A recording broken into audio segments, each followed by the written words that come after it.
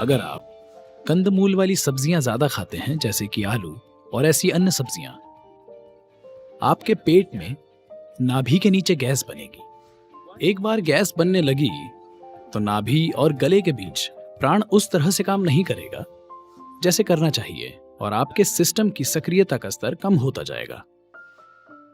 सब्जियों में कुछ चीजें जैसे कि मूली, कि उन सब्जियों में से एक है जो जमीन के नीचे उगती हैं और फिर भी पॉजिटिव हैं।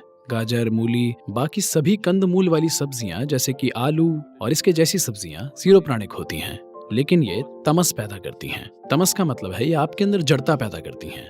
हम आमतौर पर विद्यार्थियों और साधकों को आलू और इसके परिवार की सब्जियां खाने की सलाह नहीं देते हैं, क्योंकि ये नींद को बढ़ा देती हैं। विद्यार्थी जो पढ़ाई करते हैं और साधक दोनों के लिए सबसे बड़ी दुश्मन है नींद।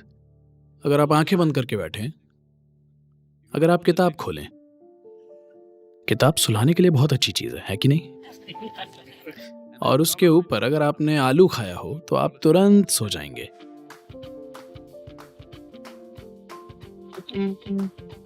दूध से बनी चीजों में कुछ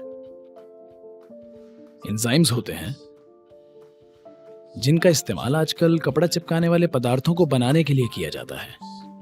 ये पदार्थ पानी में घुल नहीं पाते, तो जब आप बहुत सी दूध से बनी चीजें खा लेते हैं, ये आपके मलाशय में जाकर चिपक जाता है। तो जो मल आसानी से सिस्टम के बाहर निकल जाना चाहिए, वो बाहर नहीं निकलता।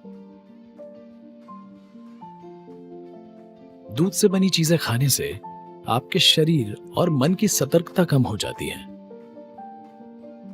कम से कम जो दक्षिण भारत से हैं, उन्होंने आपको स्कूल में भी बताया होगा कि अगर आप दही चावल खाते हैं तो आपको नींद आ जाएगी। आया ना?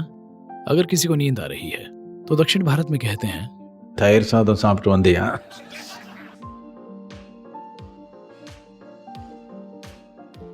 ये चिकित्सीय रूप से साबित हुआ तथ्य है कि अगर आप कच्चा मांस खाते हैं तो इसे आपके सिस्टम से होकर निकलने में लगभग 70 से 72 घंटे लगते हैं।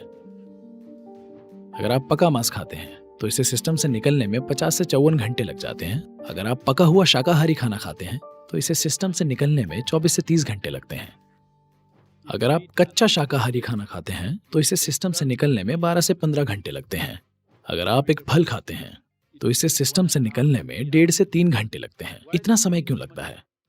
क्योंकि इंसान की आहार नली 24 से 36 फीट लंबी होती है।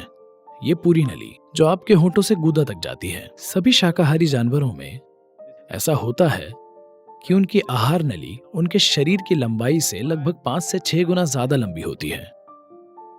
सभी मांसाहारी जीवों में ये शरीर की लंबाई से सिर्फ 2.5 से 3 गुना लंबी होती है। या दूसरे शब्दों में, मांस खाने वाले सभी जीवों में आहार नली बहुत छोटी होती है।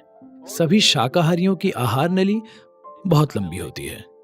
तो क्योंकि शाकाहारी खाना सिस्टम में होकर जल्दी से निकल जाता है, इसलिए नली की लंबाई इस तरह से बनी होती है। तो जब भी आप मांस खाते हैं और सिस्टम में देर तक रहता है, पक्के तौर पर ये बीमारियों की दुकान है। कई तरीकों से आप बीमार हो सकते हैं। मांस खाना, आप जानते हैं, दुनिया में हमारी संस्कृति का भाग बन गया, क्योंकि बीते समय के कई समाजों में जिंदा रहना प्राथमिक चीज थी। जब जिंदा रहने का सवाल हो तो जो खाने के लिए है वो खाइए, ये अलग बात है। एक बार जिंदा रहने का बंदोबस्त कर लिया जाए तब आप चुन सकते हैं। अब आप चुन सकते हैं कि आपको किस तरह का शरीर चाहिए, आप किस तरह का काम करना चाहते हैं, आप उस तरह से खाते हैं। ये मांस खाने की पाबंदी के बारे में नहीं है, ये ज्यादा जागरूकता के साथ खाने के बारे में है। ये चुनाव करके खाने की बात है। योगिक परंपरा में अगर आप कुछ पकाते हैं तो ज्यादा से ज्यादा 1.5 घंटे में आपको इसे जरूर खा लेना चाहिए। अगर कुछ विशेष तरह के आइटम हैं तो 4 घंटे तक ठीक है। उसके बाद आपको इसे नहीं छूना चाहिए। इससे फर्क नहीं पड़ता कि कितना स्वादिष्ट है, कितना अच्छा है। आप कुछ नहीं छूते क्योंकि तब सिस्टम में गैस पैदा होती है। गैस पेट में ही नहीं, जिसे आप साफ तौर पर महसूस करेंगे, बल्कि आपके पूरे सिस्टम में गैस बनेगी जो आपकी प्राणवायु के खिलाफ काम करेगी। इसका मतलब है आपके सांस लेने और सोचने की प्रक्रिया और आपके सूंघने की क्षमता समय के साथ कम हो जाती है। ये तीनों चीजें आपके उत्साहपूर्ण रहने के लिए बहुत जरूरी है।